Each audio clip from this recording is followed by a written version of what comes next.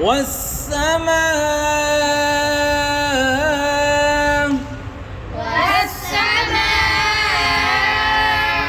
ذات البروج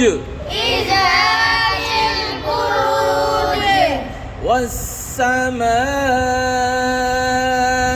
ذات البروج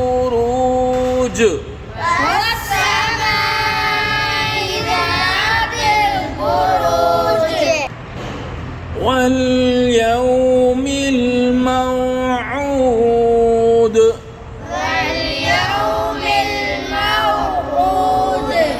وشاهد ومشهود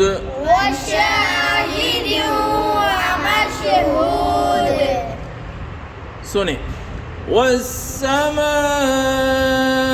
والسماء ذات البروج واليوم